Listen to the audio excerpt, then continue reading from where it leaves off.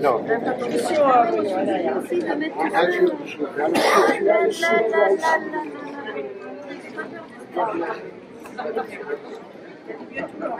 je constate, ouais.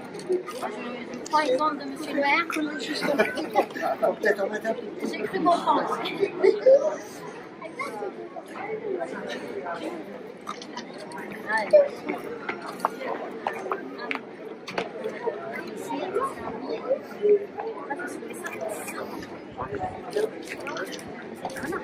Voilà.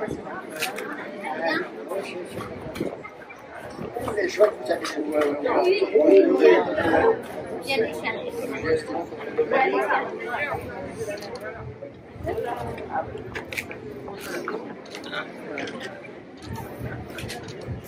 mais après,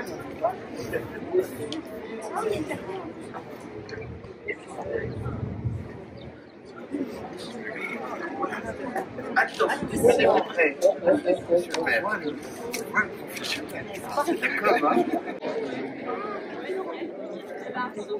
Oh là.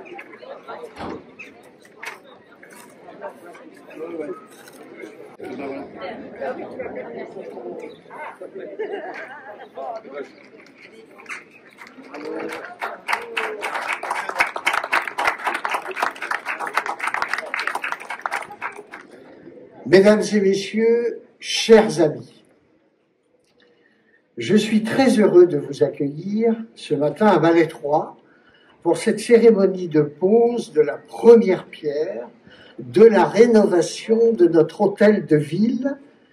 Cet événement est d'autant plus significatif qu'il se déroule en présence de représentants de l'État et du département. Ainsi, la préfecture est représentée par monsieur le secrétaire général sous-préfet de l'arrondissement de Vannes, monsieur Jarlégan, en l'absence de monsieur Pascal Boulot, préfet du Morbihan. De même, le département est représenté par les conseillers départementaux, Roselyne Guégan, et en l'absence de David Lapartien, président du conseil départemental 56. C'est un moment important que nous vivons ce matin à Malétroit. Il marque le lancement officiel d'un chantier attendu, préparé, débattu, affiné depuis des mois, voire des années. Je le dis avec un sourire. Notre hôtel de ville, né en 1938, fête cette année ses 87 ans. À cet âge-là, on peut bien avoir quelques rhumatismes. Et même si on lui trouve toujours du charme, il n'est plus du tout à fait dans la force de l'âge. Il faut dire que depuis sa construction, l'hôtel de ville n'avait bénéficié d'aucun travaux d'importance et les signes de fatigue s'accumulaient. Pas d'accessibilité aux personnes à mobilité réduite, des infiltrations en toiture, un clocheton fragilisé, des huisseries en simple vitrage, des espaces d'accueil peu chaleureux et sans confidentialité. Nous avions là un bâtiment patrimonial, certes, mais plus vraiment adapté à son époque, ni à notre volonté affirmée de proposer un service public accessible, moderne et économe en énergie. L'hôtel de ville n'était plus à la hauteur du rôle de la centralité qui est le sien dans notre bassin de vie, et plus assez accueillant pour tous nos concitoyens, notamment dans le cadre du service de délivrance des cartes d'identité et des passeports. Avec mon équipe municipale, Nous avons donc monté un projet ambitieux que nous avons porté avec détermination et pour lequel nous avons eu la chance de recevoir un vrai soutien. Je veux remercier chaleureusement l'État et le conseil départemental du Morbihan. Grâce à eux, une rénovation complète s'engage aujourd'hui pour un montant total d'1 400 000 € hors taxes, dont près de 900 000 € sont couverts par des subventions du Fonds vert et de la DETR, dotation d'équipement des territoires ruraux, par l'État. Et le PST, le programme de solidarité territoriale, par le département du Morbihan. L'objectif de ce chantier d'envergure est double: assurer un accueil adapté à toutes les concitoyennes et tous les concitoyens et réaliser des économies d'énergie. Une amélioration de près de 80% est attendue en termes de consommation énergétique. Le projet a été confié au cabinet d'architectes Atelier L2 basé à Rennes, à l'issue d'un concours de maîtrise d'œuvre. Son approche est marquée par la volonté de préserver les éléments architecturaux historiques tout en intégrant des solutions contemporaines qui répondent aux besoins présents et futurs de la collectivité. Les travaux devraient s'achever au printemps 2026. Et parce qu'un chantier d'une telle ampleur implique nécessairement des adaptations, je veux saluer l'engagement du personnel municipal. Depuis le mois de décembre, les services de la mairie ont été transférés dans la salle géant. Et je peux vous dire qu'ils ont assuré la continuité du service public avec professionnalisme dès le lendemain du déménagement. Merci aussi à notre service technique qui a travaillé pour rendre la mairie provisoire à la fois accessible et confortable pour le personnel et pour les usagers. Bien sûr, j'adresse aussi un grand merci à mon équipe municipale, mes adjoints, mes conseillers délégués, mon équipe, et à tous ceux qui œuvrent dans l'ombre pour que ce projet voie le jour. Je souhaite également saluer les entreprises et les salariés mobilisés que l'on voit déjà à l'œuvre, ici même, derrière moi, depuis plusieurs semaines. Cette première pierre, ce n'est pas qu'un symbole, c'est le premier geste d'un avenir à la hauteur de notre cité millénaire et de l'énergie que nous mettons à bâtir son avenir. Cet hôtel de ville sera un véritable atout pour tous les usagers et les nombreux visiteurs que nous accueillons à Malétroit. Je vous remercie toutes et tous pour votre attention et sachez, Monsieur le secrétaire général, Madame la conseillère départementale, Mesdames et Messieurs, chers amis, que vous serez toujours les bienvenus à Malétroit.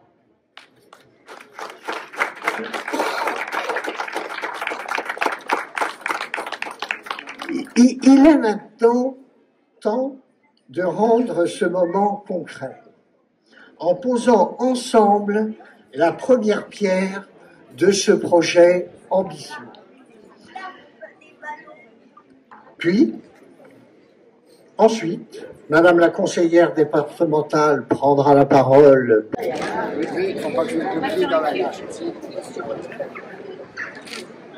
Rosette Guégan, conseillère départementale, qui va prendre la parole au nom du président David Lapartien. Merci beaucoup, Monsieur le maire, Monsieur le secrétaire général sous-préfet d'arrondissement de Vannes, Mesdames et Messieurs les élus, Mesdames et Messieurs. C'est un véritable honneur pour moi d'être aujourd'hui présente à Malétroit pour la cérémonie de la pose de la première pierre des travaux de rénovation de cet hôtel de ville. Permettez-moi de vous transmettre les salutations cordiales et chaleureuses de David Lapartien qui, comme l'a dit tout à l'heure Monsieur le maire, ne pouvait être présent mais souhaitait être représenté et donc il m'a confié cette mission. Ici, au cœur de cette petite ville de caractère, chargée d'histoire, chaque pierre, chaque façade, chaque rue raconte quelque chose de notre patrimoine commun.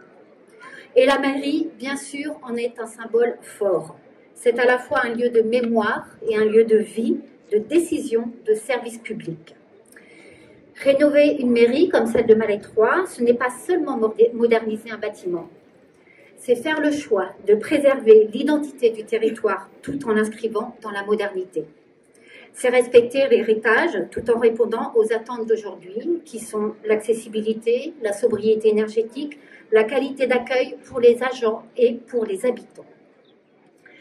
Je veux ici saluer la détermination de l'équipe municipale qui a su construire un projet équilibré, ambitieux et réaliste. Un projet qui témoigne d'une vraie volonté politique de renforcer les services de proximité, de valoriser le patrimoine communal et de préparer l'avenir. Le département est fier d'être à vos côtés dans cette démarche. Ainsi, avec le programme de solidarité territoriale, plus communément chez nous appelé le PST, et les opérations spécifiques, le département œuvre pour que chaque territoire puisse bénéficier d'infrastructures de qualité. Il s'engage pleinement dans le soutien à la réhabilitation de leurs équipements, qu'il s'agisse de bâtiments anciens ou de projets plus contemporains. Ainsi, nous avons voté une contribution importante pour la rénovation de ce bâtiment, une contribution qui s'élève à 277 500 €. Nous avions vraiment le souhait de soutenir cette réhabilitation. Depuis le début de notre mandat en 2021, le département du Morbihan a versé pas loin de 200 millions d'euros aux communes dans le cadre de ce PST. C'est un soutien qui vise à compenser les disparités entre les territoires de notre département et à offrir à chaque Morbihanaise et chaque Morbihanais, peu importe où il vit, un accès à des équipements et des services de qualité. Malheureusement, le contexte budgétaire contraint, aggravé par l'instabilité politique nationale mais également internationale, nous a conduit à prendre des décisions douloureuses lors de notre vote du budget en décembre 2024. Comme dit le président du département, ça a été un crève-cœur et nous avons dû suspendre, et nous l'espérons temporairement, les aides volontaristes à nos territoires et nous allons nous concentrer sur nos compétences propres qui sont essentiellement pour 60% des compétences sociales. Mais en 2025, nous aurons quand même des projets départementaux qui seront la modernisation des établissements sociaux et médico-sociaux, la restructuration de collèges publics ou encore le développement de pistes cyclables ou la réalisation d'opérations routières majeures. Mais revenons à Malétroit, je tiens à saluer tous les professionnels mobilisés sur ce chantier, que ce soit les entreprises, les artisans, les architectes, mais également les agents de la commune. Leurs compétences et leur engagement garantiront la réussite de cette rénovation. Enfin, je souhaite que cette première pierre soit le signe d'une ambition partagée, celle d'une mairie ouverte, accueillante, fidèle à l'esprit de Malétroit. Je vous remercie.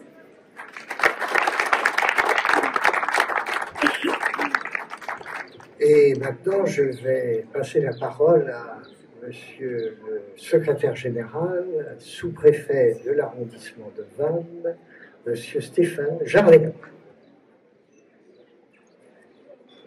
Merci beaucoup, Monsieur le maire, Madame la conseillère départementale, Mesdames et Messieurs les élus, Mesdames et Messieurs. Bon, je ne cacherai pas que c'est vraiment un plaisir d'être aujourd'hui ici à Malétroit. J'y viens souvent, Monsieur le maire, C'est sans doute une des communes où je me suis le plus rendu durant mes 2 ans de fonction dans le Morbihan en tant que sous-préfet de l'arrondissement, dans cette petite cité de caractère, avec un grand maire de caractère. Donc aujourd'hui, nous avons posé cette première pierre symbolique pour la réhabilitation de votre mairie. Ça marque bien sûr l'aboutissement d'un projet structurant, ambitieux, exemplaire. En fait, tout a été dit par les discours précédents. Il est performant au niveau énergétique et il respecte le patrimoine de cette commune dont l'histoire est tout à fait intéressante depuis des siècles. Et vous avez su, monsieur le maire, entretenir ce patrimoine et valoriser cette culture locale. Donc, moi aussi, je veux saluer votre engagement qui est l'engagement des élus.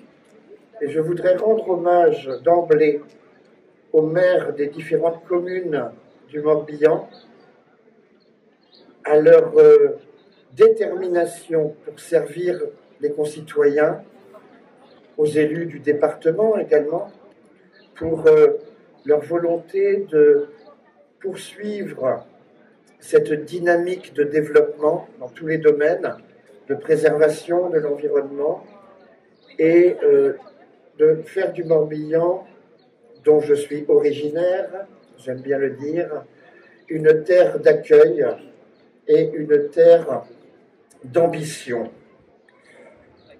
On me préparait un discours, mais je n'ai pas vraiment envie de le lire.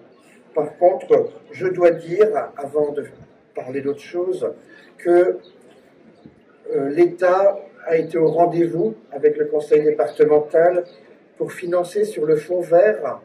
C'est un fonds important qui a été mis en place il y a 2 ans, qui continue cette année au niveau national à hauteur d'1,5 milliard.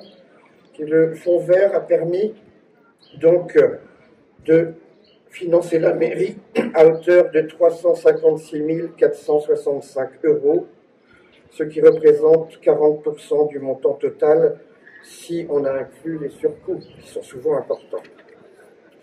Donc le fonds vert, c'est vraiment un outil à la main du préfet du Morbihan, Pascal Bollot, qui aurait aimé être ici aujourd'hui, qui lui permet de financer donc des actions de transition énergétique dans tous les domaines. La mairie, c'est le symbole de la démocratie locale qui est pleinement vivante dans notre pays et qui nécessite, pour travailler main dans la main, d'avoir un État local à l'écoute et présent sur le terrain. C'est ce que Pascal Bollot, préfet du Morbihan, s'est acharné à faire avec son équipe des sous-préfets. Être à l'écoute des maires de toutes les communes du Morbihan, essayer de simplifier leur vie, de faciliter les procédures, de réduire les délais. C'est ce à quoi nous mettons toute notre énergie avec conviction. Et pour ma part, je suis heureux de dire que je vais faire tout à l'heure à Port-Carreau ma 78e visite communale des 148, des 99 communes de mon arrondissement. On s'efforce avec le préfet de répondre aux inquiétudes des élus, puisque les élus sont les représentants de leur commune. Pour les communes, en tout cas, c'est les fers de lance de la démocratie locale. Donc c'est pour nous extrêmement important d'être auprès des élus, auprès de vous, monsieur le maire de Malétroit, madame la maire de Serran également, pour faciliter la vie communale. Je salue également les employés communaux des services administratifs et des services techniques qui donnent vie à la commune, la Maison du Peuple au niveau local, la préfecture, Maison du Peuple au niveau départemental.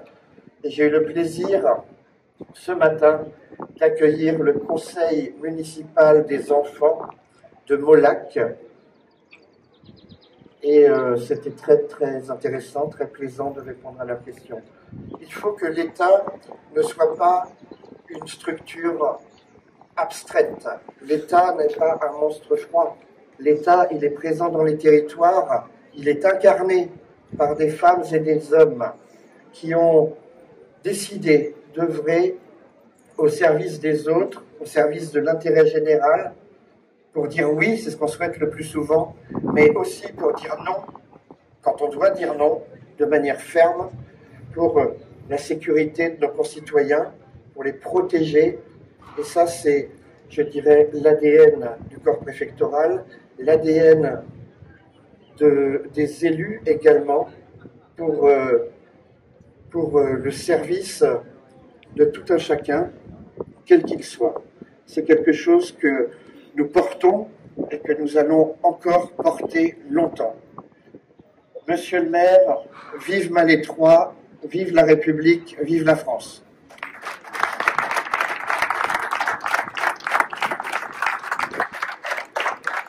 Merci, monsieur le secrétaire général. La devise, on peut encore la voir inscrite sur le fronton de l'hôtel de ville. Elle est celle-ci. La devise de Malétroit, quae numerat nummos non malestricta domus, ce qui veut dire il n'est pas de Malétroit celui qui compte ses besants. Et les besants, vous voyez, ce sont les ronds jaunes, c'était les pièces d'or à l'époque des croisades, c'est la monnaie byzantine à l'époque des croisades. Et notre équipe, mon équipe, aime dire en traduction non littérale, Malétroit est une ville accueillante qui aime recevoir ses visiteurs avec générosité, et c'est pourquoi nous allons ensemble trinquer à la pose de la première pierre de rénovation de l'hôtel de ville de notre petite cité de caractère. Et puis, vous avez vu, monsieur le secrétaire général, sous-préfet, vous avez vu aussi, n'est-ce pas, Rosette, conseillère départementale, qu'il fait beau. Et je dis toujours, à Malétroit, nous avons la chance, nous avons toujours 365 jours de soleil. Alors, certains me regardent, ils se disent, mais il est originaire du Midi ou pas? Et je dis oui, 365 jours de soleil dans nos cœurs. Merci à vous.